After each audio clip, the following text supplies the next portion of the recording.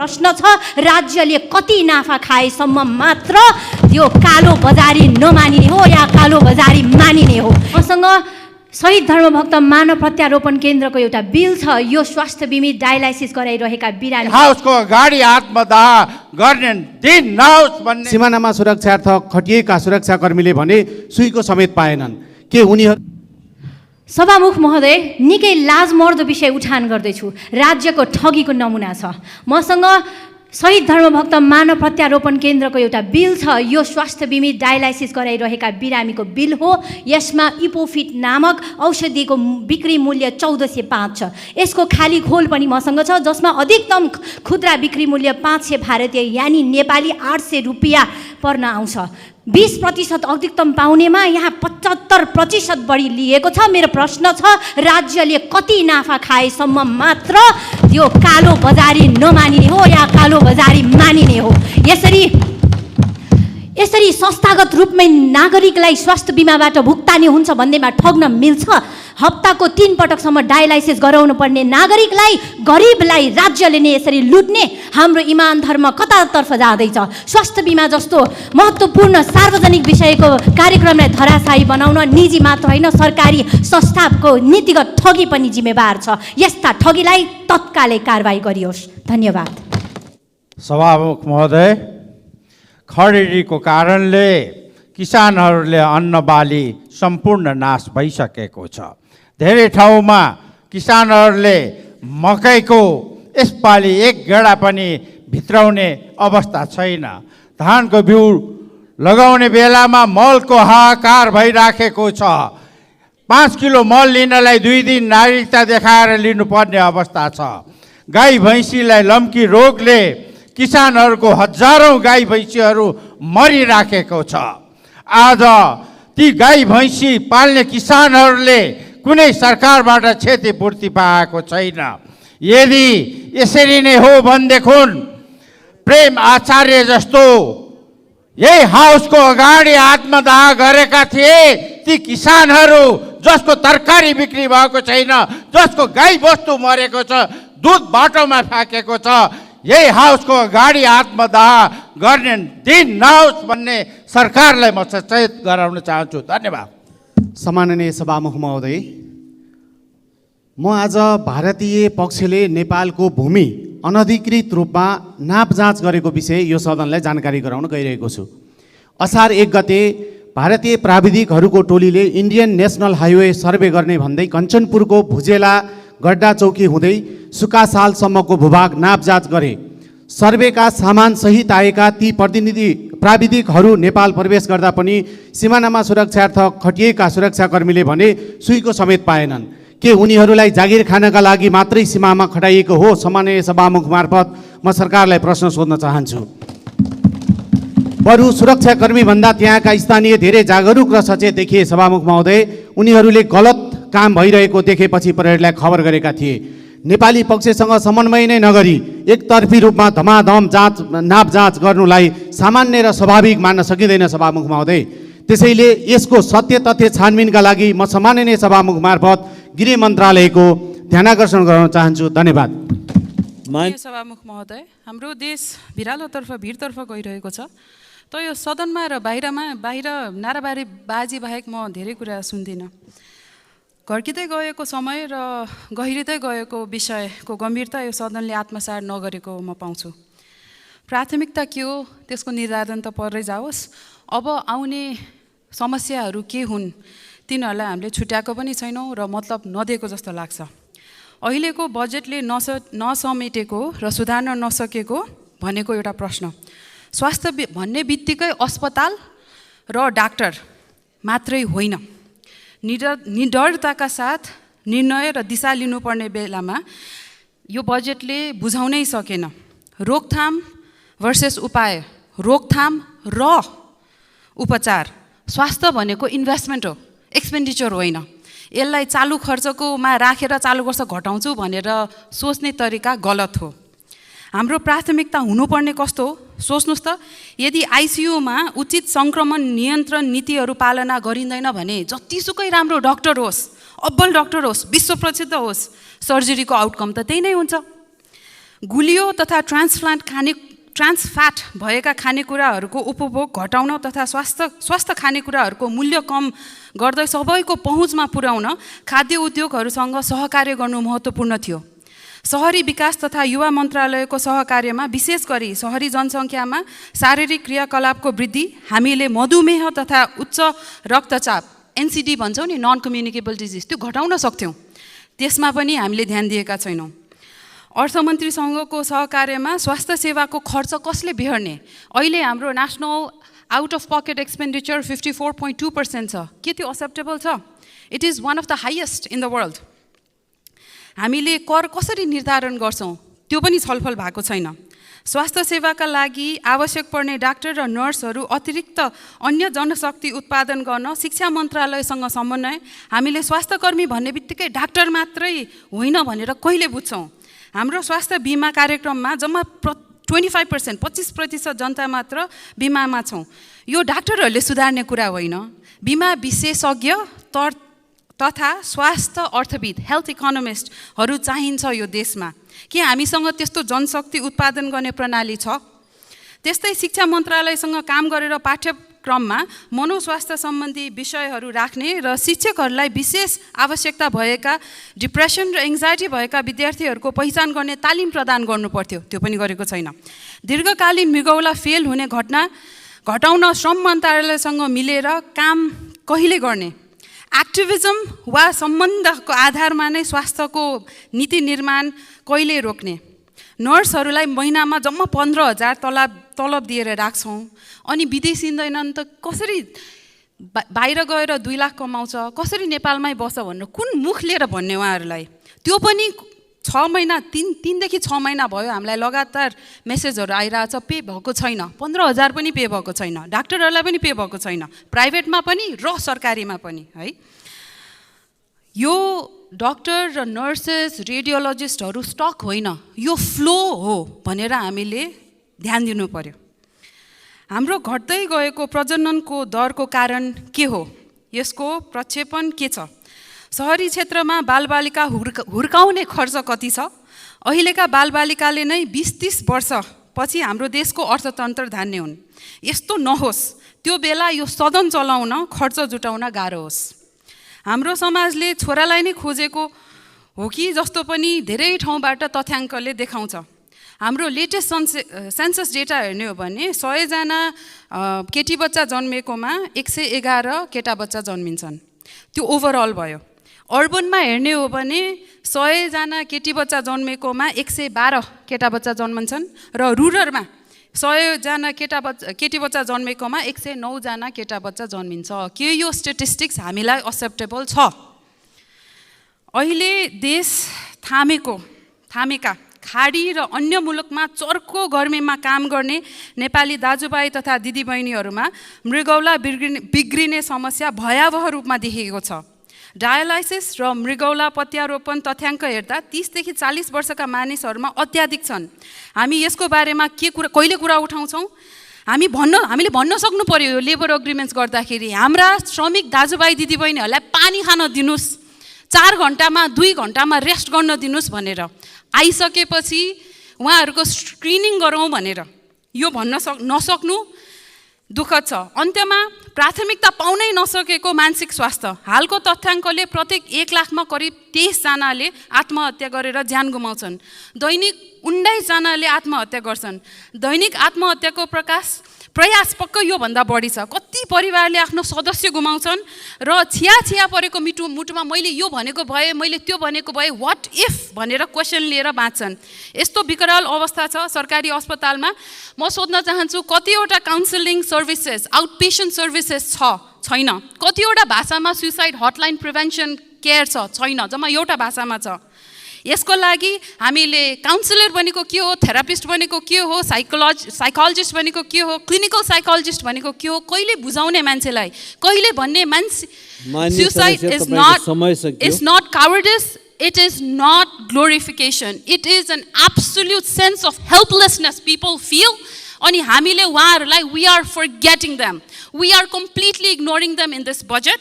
त्यसकारण यो सरकार छ भनेर बाहिरबाट पैसा आउँदाखेरि मात्रै सरकार भएको प्रत्याभूति सबैलाई दिनुपर्छ। त्यसकारण यसको बजेट 1 रुपैयाँ हुनु होस् भनेर मैले प्रपोज गरेको। Thank you.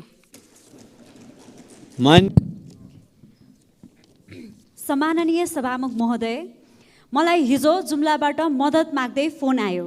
डायलासिसको लागि 8 महिना कुर्ने समय।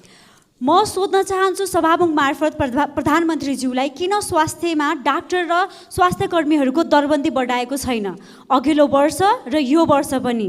के तपाईँहरू आफूलाई अथवा आफ्नो परिवारलाई भन्नुहुन्छ कुरो 8 महिना डायलासिसको लागि भनेर?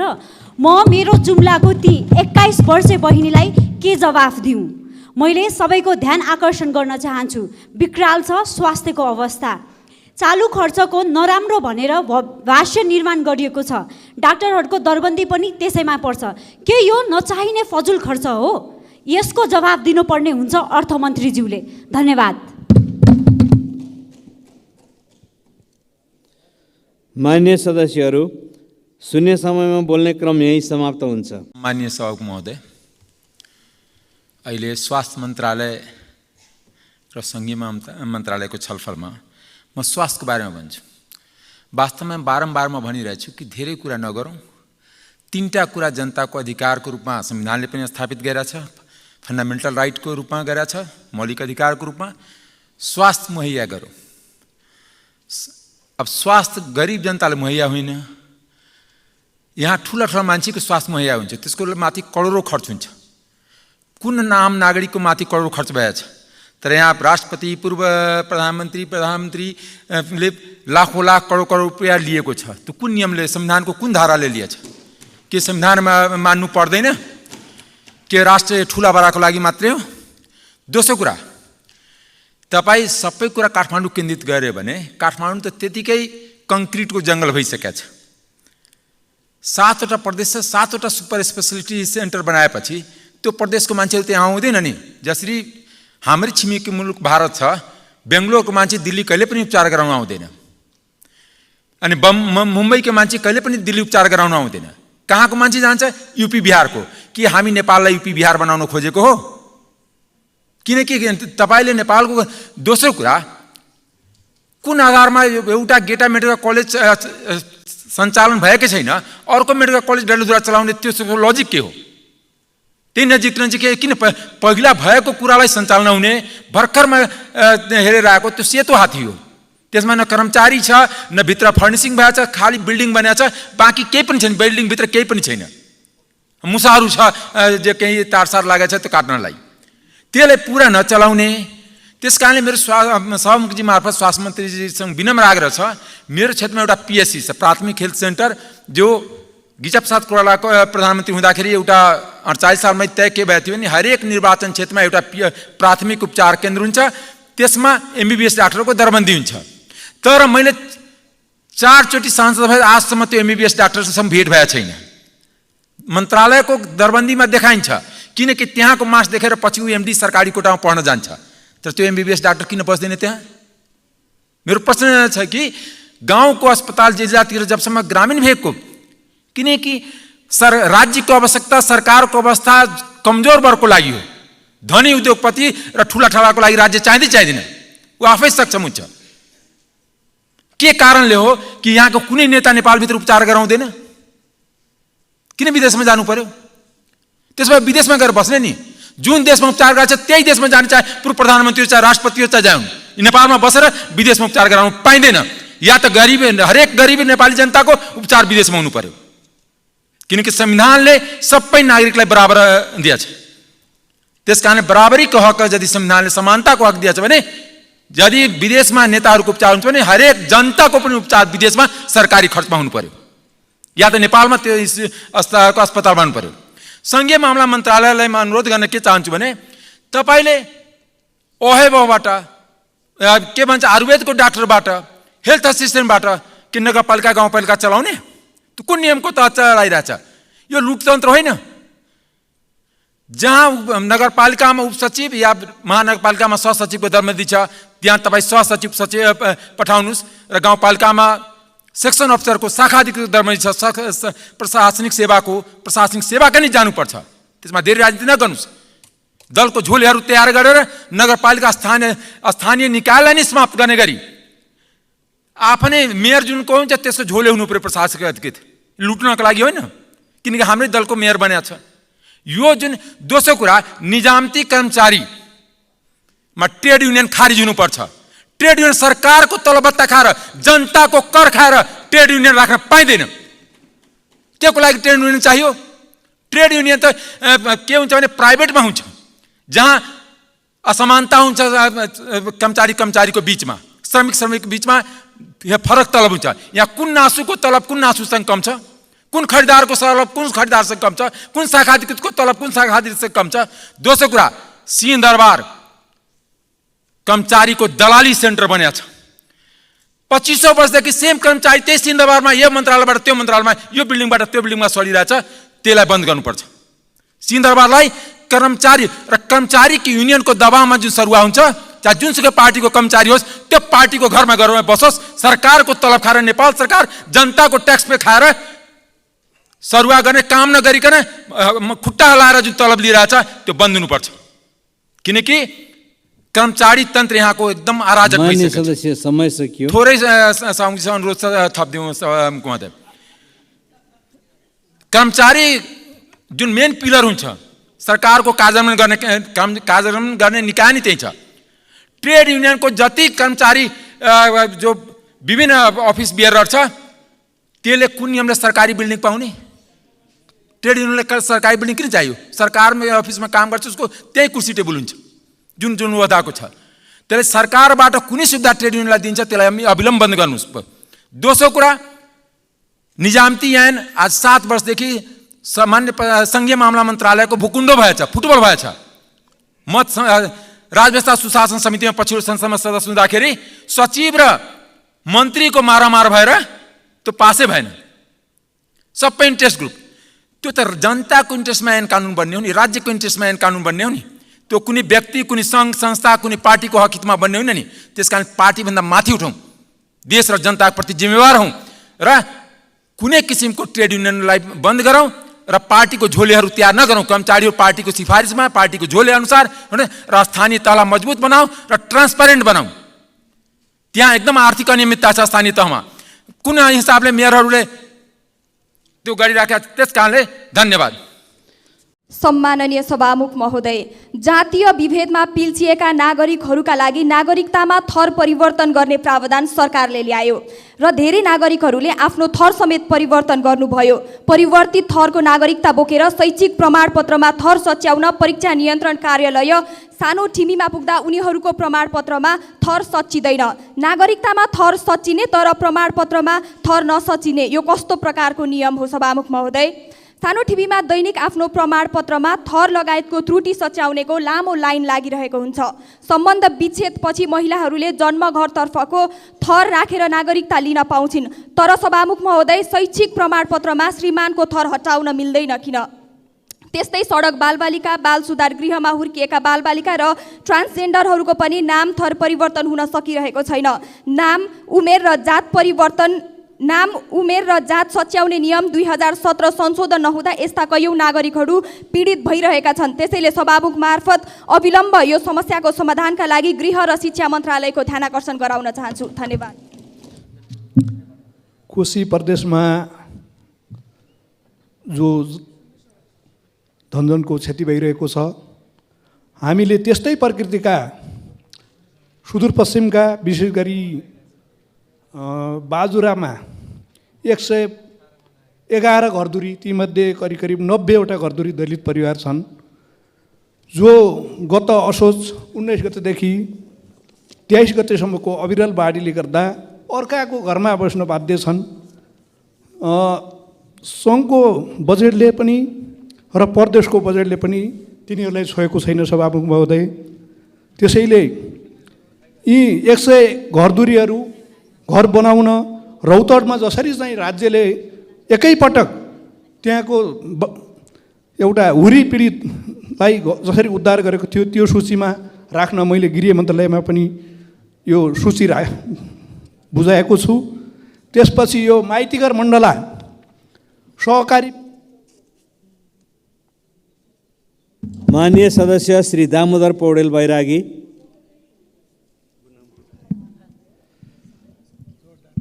सम्मान्य सभामुख महोदय, शिक्षा ऐनको 8औं संशोधन 73ले शिक्षालाई आधारभूत र माध्यमिक तहमा छुट्याएको छ।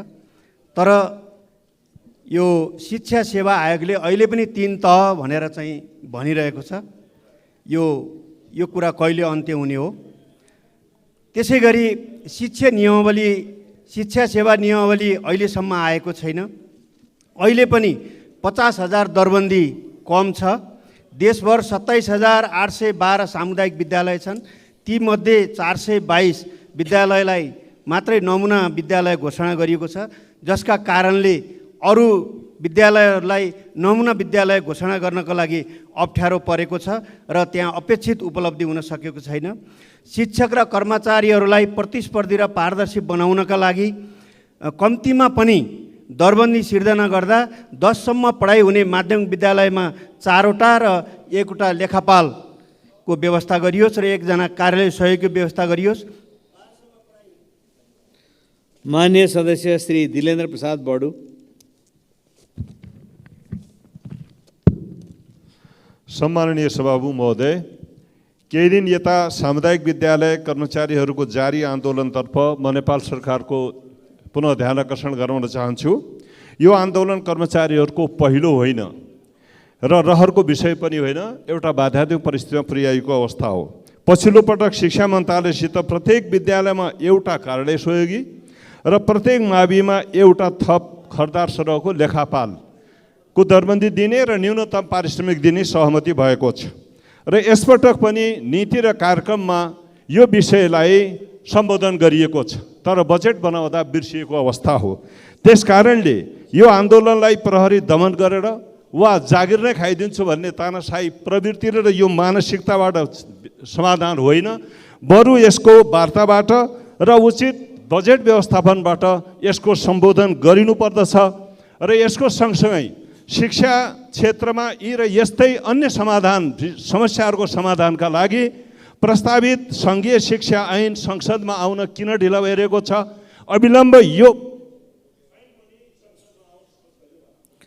माननीय सदस्य श्री दुर्गा राई।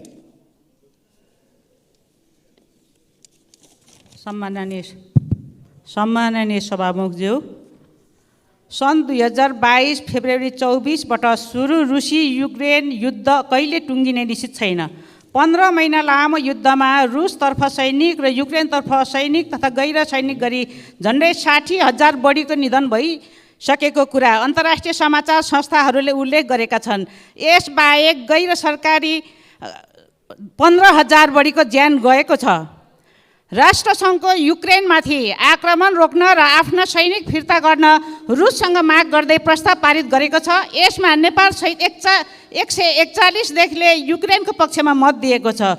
प्रसङ्ग समाचार र सामाजिक संस्थाहरूबाट नेपाली युवाहरू युक्रेनी र रुसी सेनामा भर्ती भई कार्यरत रहेको कुरा समाचारहरू आइरहेका छन्।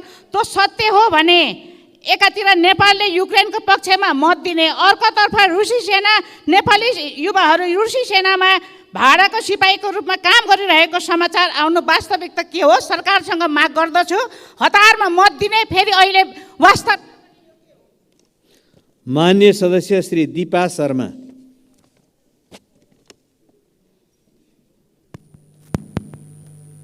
सम्माननीय सभामुख महोदय, सरकार कता निधाइरहेको छ? म सरकारलाई उठ्न जोरदार माग गर्दछु। पूर्वमा बाढी पीडित त्यत्रो धनजनको क्षति भइसकेपछि सदनमा कुरा उठाउनु पर्ने, पश्चिम नेपालगञ्ज लगायतका पश्चिमका जिल्लामा गर्मीले आम नागरिक तडपिनु पर्ने, के सरकारलाई त्यो घाम पानी केही थाहा छैन? सरकार छिटो उठोस् भन्न चाहन्छु। बाँकेमा गए 2-3 महिनादेखि विद्युत आपूर्ति अवरुद्ध भएर आम नागरिकले निकै दुःख बिहोर्नु परेको छ। त्यहाँका कल कारखानाहरू बन्द हुन थालेका छन्। विगत केही दिनदेखि विद्यार्थीहरूका लागि विद्यालय बन्द गरिएको छ, जान नसक्ने अवस्था भएर यस्तो अवस्थामा पनि सरकार खोजेर भेटिँदैन। यो सरकार कसका लागि बनेको हो? त्यसकारण म बाँकेको तर्फबाट यो समस्या समाधान गर्नका लागि नेपालमा रहेको पुरानो सिस्टमलाई नयाँ रूपमा रूपान्तरण गर्न, कर्मचारीको अभावले गर्दा त्यहाँ चाहिँ काम हुन सकेको छैन, त्यसको पदपूर्ति गर्न। मान्य सदस्य श्री धनबहादुर बुढा।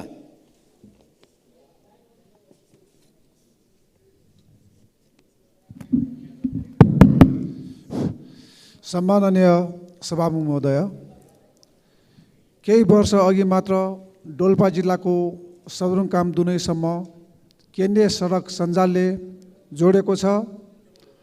जाजरकोटदेखि दुनै सदरमुकामसम्म करिब 118 किलोमिटर नेपाली सेनाले अहोरात्र खटेर सम्पन्न पुरा गरेको छ।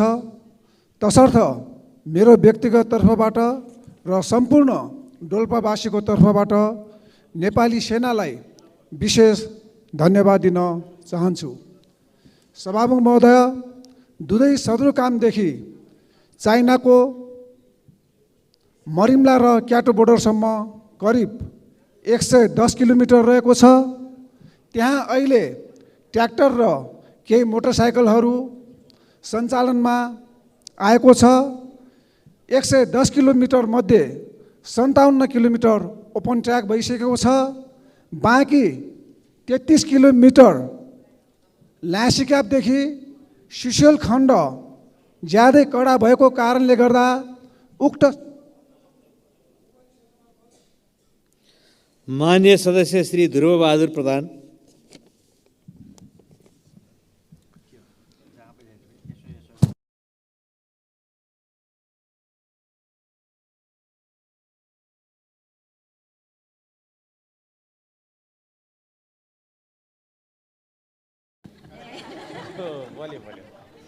सम्मान्य सभामुख महोदय, नवलपरासी पश्चिम क्षेत्र नम्बर 2 सरकारलाई अत्यधिक राजस्व बुझाउने क्षेत्र हो।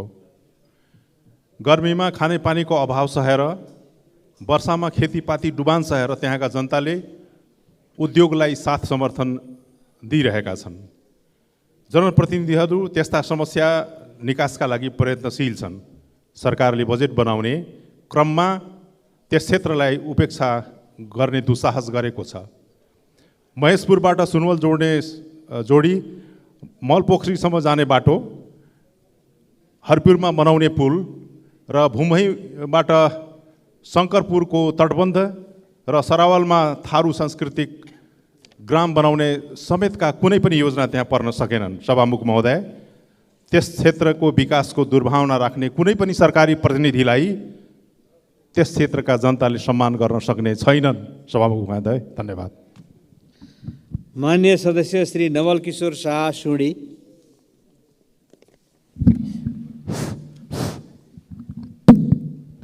सम्मान्य सभापति महोदय, हाम्रा संसदका धेरै सदस्यज्यूहरू नागरिकताको सम्बन्धमा ध्यान आकर्षण गराइसक्नु भएको छ।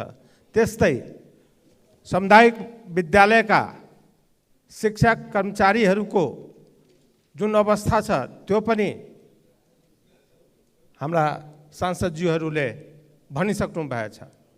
यस्ता अब आत्महत्या गर्न मानिस थालेको छ, भुखमरी भइरहेछ। काठमाडौँमा त्यो 30 जिल्लाको मान्छेहरू आएर नागरिकताको सम्बन्धमा आन्दोलन गरिरहेको छ। उसको कोही हेर्नेवाला उसको छैन।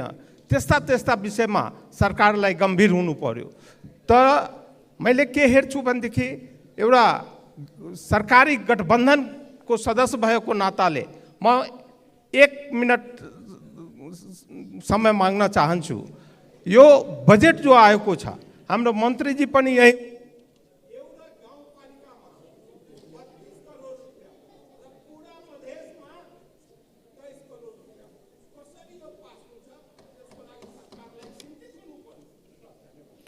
मान्य सदस्य श्री नारायण प्रसाद आचार्य।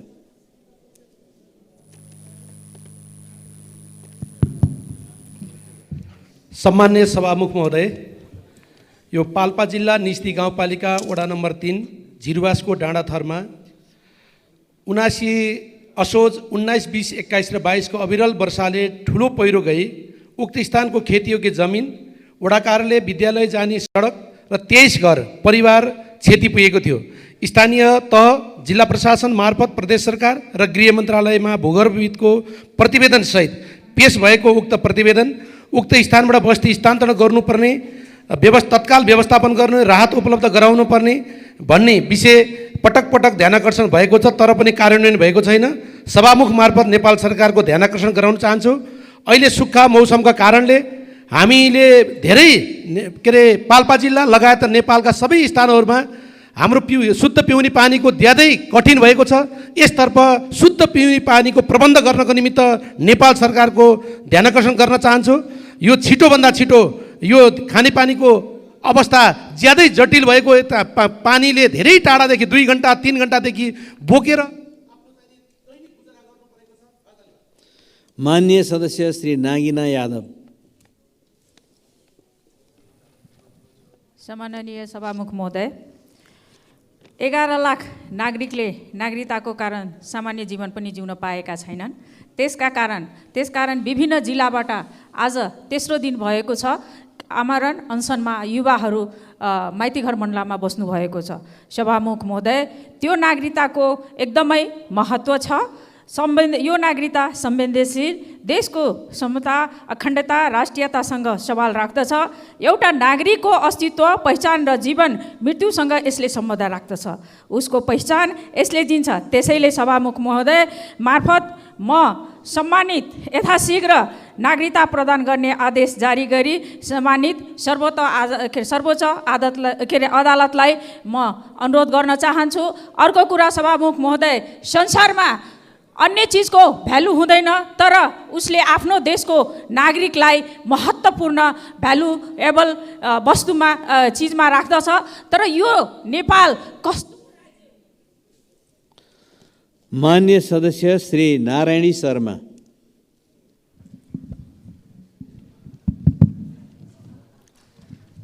सम्माननीय सभामुख महोदय, काठमाडौँ महानगरपालिकाले असार 1 गतेदेखि उपत्यका बाहिर जाने नयाँ बस पार्कबाट मात्रै यात्रु चढाउने र ओह्राल्ने निर्णय कार्यान्वयनमा ल्याएको छ। हेर्दा या सुन्दा निर्णय राम्रो लाग्छ, तर पर्याप्त तयारी बिना यो निर्णय लागू हुँदा कार्यान्वयनमा जटिलता थपिएको छ। कतिपय यातायात व्यवसायी र जनस्तरबाट असन्तुष्टिको स्वर सुनिन थालेको छ। हुन पनि उपत्यकाको अस्तव्यस्त यातायातका कारण एक ठाउँबाट अर्को ठाउँमा जान घन्टौँ लाग्छ र चर्को जाम हुन्छ। तर महानगरपालिकाको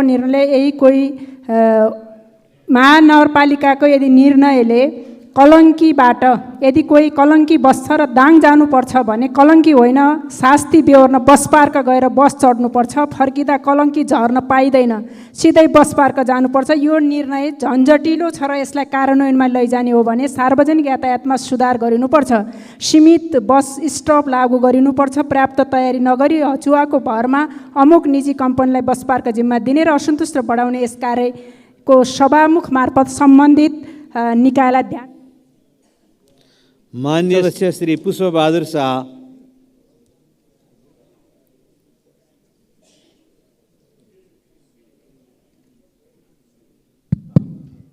सम्माननीय सभामुख महोदय, गत वर्ष अछाम जिल्लाका विभिन्न स्थानमा बाढी पहिरोमा परि ज्यान गुमाएका, घर परिवार विहीन भएका र भूकम्प प्रभावितहरूले अहिलेसम्म राहत पाउन सकेका छैनन्। क्षतिग्रस्त सरकारी तथा निजी भौतिक संरचनाको निर्माण पुनर्निर्माण हुन सकेको छैन।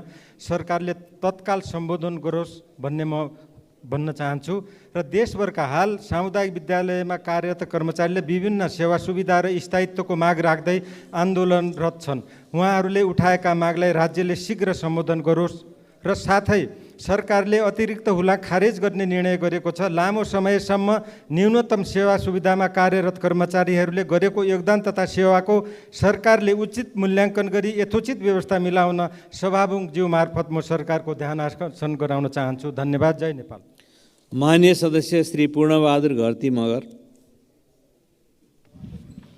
सम्माननीय सभामुख महोदय, प्रत्येक वर्ष जेठ र असार महिनामा छिमेकी जिल्ला डोल्पा र रुकुम पूर्वको सीमा क्षेत्रमा ठुलो मानव उपस्थिति हुन्छ, बाक्लो उपस्थिति हुन्छ। त्यो किनभने बहुमूल्य जडीबुटी यार्सा गुम्बाको सङ्कलन र वितरणको लागि प्रत्येक वर्ष हुने यो यार्सा गुम्बाको सङ्कलनको लागि हेर्दै गर्दा रुकुम पूर्वको साबिकको हुगाम मैकोट र तकसेरा गाउँका प्राय विद्यालयहरू बन्द अवस्थामा हुने गर्छन् र ससाना बच्चाहरूलाई डोकोमा बोकेर आमाहरू समेत पनि त्यो यासा गुम्बाको सङ्कलनमा त्यहाँ जाने काम हुन्छ। अहिले पनि त्यही अवस्था छ। एकातिर विद्यालयको स्थिति शून्य अवस्थामा छ भने अर्कोतिर वर्षेनी हामीले सङ्कलन गर्दै आएको यासा गुम्बाको मात्रा घट्दै आइराखेको छ। आजभन्दा करिब 8-10 वर्ष पहिले 1.5 क्विन्टलदेखि 2 क्विन्टलसम्मको यासा गुम्बा त्यहाँ उत्पादन हुन्थ्यो रुकुमको भूगोलमा भने अहिले आएर बढी से बढी 25देखि 35 केजीसम्म मात्र त्यहाँ उत्पादन हुने अहिलेको रेकर्ड छ। यसलाई हामीले सुनिराखेका छौँ कि छिमेकी राष्ट्र चीनले यसको व्यावसायिक खेती गरिराखेको छ र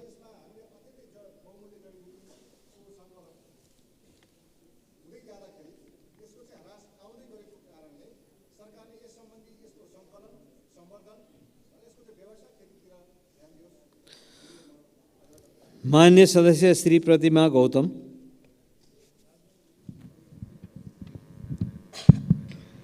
सभामुख महोदय, नेपालमा सवारी साधनको बढ्दो चाप र सवारी साधनको अनिवार्यताको हामीले प्रष्टसँग महसुस गरिरहेका छौँ। ड्राइभिङ लाइसेन्स लिन चाहनेहरूको सङ्ख्या दिन प्रतिदिन बढ्दो छ। अनलाइन आवेदन फर्म भर्नेदेखि अनुमति लिँदासम्म अनेकन जटिलता र झन्झट बेहोर्न पर्ने बाध्यता कहिलेसम्म हो?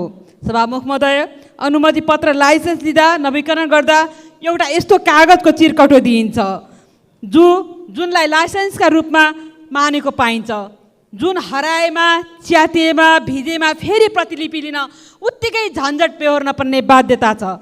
संसार कहाँ पुगिसक्यो? हामी कछुवाको गतिमा कहिलेसम्म हिँड्ने हो? नेपालको ब्याङ्कहरूले एटिएम कार्डहरू छोटो समयमा सहज रूपमा उपलब्ध गराइरहेका छन् र सो हामीले सबैले प्रयोग गरिरहेका छौँ। तर अति आवश्यकीय महत्त्वपूर्ण रहेको स्मार्ट लाइसेन्स लिन करिब 1 वर्ष कुर्न पर्ने बाध्यता किन?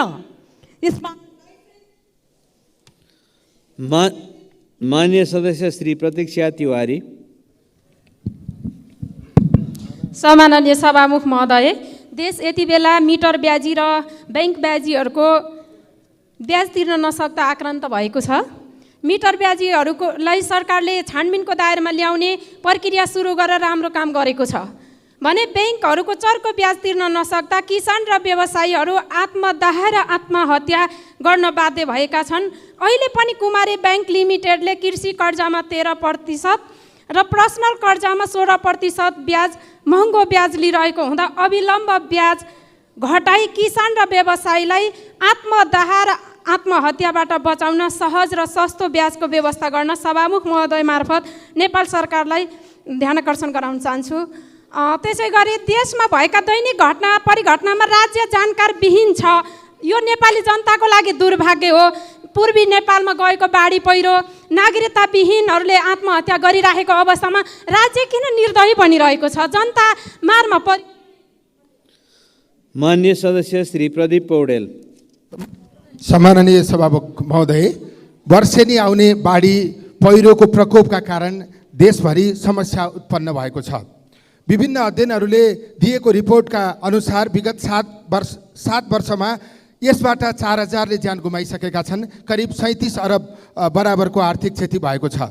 यो वर्ष पनि झन्डै 2,90,000 घरधुरीमा बसोबास गर्ने झन्डै 13 लाख जनसङ्ख्या यसबाट प्रत्यक्ष प्रभावित हुने अनुमान राष्ट्रिय विपद तथा जोखिम न्यूनीकरण तथा व्यवस्थापन प्राधिकरणले गरेको छ। यस्तो तथ्याङ्क सार्वजनिक हुँदाहुँदै पनि सरकारले पूर्व तयारीका निम्ति कुनै काम गरेको छैन। म सरकारलाई निम्नलिखित कार्यहरू अविलम्ब सुरु गर्नका निम्ति अनुरोध गर्न चाहन्छु। पूर्व सूचना प्रणाली जडानको दायरा बढाउने, सूचना प्रवाहलाई प्रभावकारी र विश्वासिलो बनाउने, खोज तथा उद्धार कार्यका लागि संस्थागत क्षमता बढाउने, विपद न्यूनीकरण का लागि सार्वजनिक र निजी क्षेत्रसँग सहकार्य गर्ने, बीमा तथा सामाजिक सुरक्षाका कार्यहरूको दायरा बढाउने। धन्यवाद। मान्य सदस्य श्री प्रभु शाह। सम्मानीय सभामुख महोदय, बारापर्सा र उतहटलाई जोड्ने गण्डक नहरको सडक अन्तर्गत पर्ने बङ्गरी र दुधौरा खोलाको पुल भत्केर अहिले आवाजावत बन्द हुने अवस्था सृजना भएको छ। त्यो पुललाई तुरन्त निर्माण कार्य अगाडि बढाउन सम्बन्धित मन्त्रालयको गम्भीर ध्यान आकर्षण गराउन चाहन्छु। रौतहटको एउटा खोलामा निर्माण पुरा नहुँदै भुक्तानी पुरा भएको अवस्था छ। केही दिन अगाडि हामी त्यो पुलको निरीक्षण गर्न जाँदा यो रहस्य बाहिर आयो। जिल्ला विकास समितिबाट ठेक्का भएर मलाही पेटभडवा जोड्ने अडुवा खोलाको पुल झन्डै 70 साल 2070 सालमा ठेक्का भएको पुल अधुरै झन्डै 25% जति काम अझ बाँकी नै छ। तर जिल्ला विकासबाट पुरा पेमेन्ट भएको हामी थाहा पायौँ। त्यति मात्र होइन सभामुखज्यू, त्यसका धरौटी पनि ठेकेदारले फिर्ता लिइसकेको स्थिति छ। अब त्यो पुललाई तुरन्त अगाडि बढाउन र खास गरेर रातलाई दिन बनाउने ती सम्बन्धित अधिकारीहरू र निकायका भ्रष्ट व्यक्तिहरूलाई कारवाही गर्न गम्भीर माग गर्दछु। धन्यवाद। मान्य सदस्य श्री प्रभु हजारा दुसाद।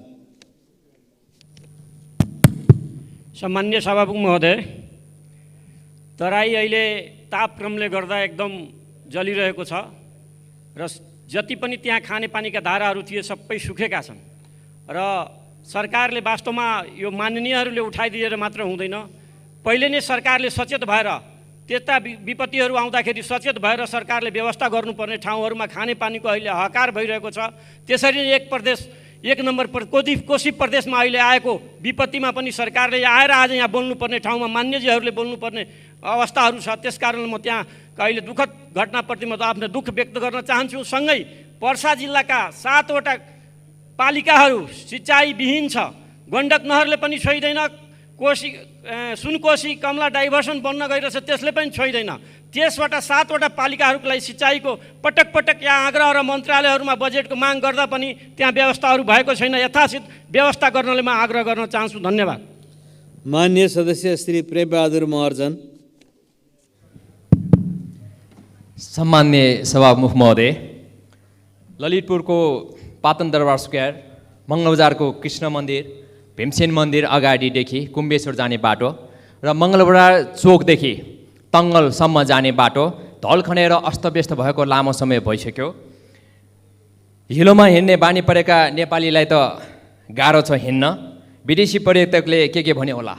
नेपाल सरकारलाई ध्यान आकर्षण गराउन चाहन्छु म भौतिक पूर्वाधार तथा यातायात मन्त्रीज्यू र संस्कृति पर्यटन तथा नागरिक उड्डयन मन्त्रीज्यूमा। हस्, धन्यवाद। मान्य सदस्य श्री प्रेम सुवाल। सभामुख महोदय मार्फत प्रधानमन्त्री र मन्त्रीजीहरूको ध्यान आकर्षण गराउन चाहन्छु। सञ्चार माध्यममा नक्कली भुटानी शरणार्थी काण्डबारे टेकनाथ रिजालले इजलासमा यस्तो हुँदैछ है भनेर पहिल्यै भन्दा पूर्व र वर्तमान प्रधानमन्त्रीहरूको नामै कितेर कसैले पनि सुनेनन्, चुप लागेर बसे। बताएको प्रकाशित भएअनुसार अब अनुसन्धान थप हुन्छ कि हुँदैन? सभामुख महोदय, सरकारले भारतलाई दिएको नदीनाला फिर्ता नल्याएसम्म, नेपालको भूमि भारततर्फ पर्ने गरी बनाएको सीमा नक्सा खारेज नगरेसम्म, अखण्ड भारत नक्सा खारेज नगरेसम्म भारतले नेपाल विरुद्ध थिचोमिचो रोक्ने छैन, चुरे दोहन पनि रोक्ने छैन। नेपाललाई नपुग्दै भारतलाई 300-400 मेगावाट बिजुली बेचिन्दाको परिणाम त यो संसदले अहिले भोगिरहेको छ नि सभामुख महोदय। र अमेरिकाले युक्रेनमा सेना र हतियार तैनाथ गरेसम्म रुस युक्रेन तनाव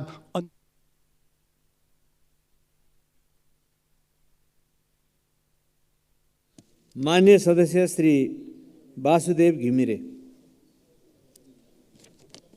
महोदय, सम्मान्य सभामुख महोदय, नागरिकता समस्या समाधान गर्न सम्मान्य प्रधानमन्त्रीज्यू आफैले निर्धारण गरेको 6 महिने म्याद गुज्रेको छ। अब कहिलेसम्म वास्तविक नेपाली भएर पनि गैर नेपाली नागरिकको रूपमा बाँच्नुपर्ने हो? सभामुख महोदय, पेशागत सुरक्षा सेवा सुविधाको विषयलाई लिएर सामुदायिक विद्यालयका कर्मचारीहरू आन्दोलनमा हुनुहुन्छ। सामुदायिक विद्यालयका कर्मचारीहरूका जायज माग पूरा गराउन म सरकारको ध्यान आकर्षण गराउन चाहन्छु। यसैगरी साबिक उच्च माविमा नियुक्त शिक्षकको सन्दर्भमा आवश्यक प्रक्रिया पुराई दरबन्दी मिलान गर्न सरकारसँग माग गर्दछु। साथै स्वास्थ्य मन्त्रालयबाट भएको लापरवाहीको कारणले दरबन्दी मिलान गरी कर्मचारी खटाउन नसक्दा 252वटा नगरपालिकाका करिब 10,000 स्वास्थ्य कर्मीहरूमध्ये कतिपयले 6 महिनासम्मको तलब सुविधा नपाएकोले तत्काल उक्त समस्या समाधान गरी तलब सुविधा उपलब्ध गराउन सभामुखज्यू मार्फत सरकारको ध्यान आकर्षण गर्न चाहन्छु। धन्यवाद। मान्य सदस्य श्री बिन्दवासिनी कंसाकार। सम्माननीय सभामुख महोदय, तेजाब आक्रमणका पीडित नागरिकहरूको निःशुल्क उपचारको लागि सरकारले 4वटा अस्पताल तोकेको छ। टिचिङ, वीर, कीर्तिपुर र पाटन अस्पताल। सुषमा कोइराला जलन अस्पताललाई पनि यो सूचीमा समावेश गरियोस्। साथै तेजाब आक्रमण जस्तो जघन्य अपराध विरुद्धको बिल पुनः यो सदनमा पेश गरेर पास गरियोस् भनी माग गर्न चाहन्छु। ग्यासबाट हुने जलन पनि बढेको छ। ग्यास विक्रेताबाट सर्वसाधारणले ग्यास सिलिन्डर खरिद गर्दा भ्याट बिल दिनुपर्ने हो, तर यो भएको छैन। ग्यासको बिक्री गर्दा भ्याट बिल अनिवार्य गरियोस्। सम्माननीय सभामुख मार्फत सरकार, आयल निगम र ग्यास उद्योगको ध्यानकर्षक गराउन चाहन्छु। धन्यवाद। माननीय सदस्य श्री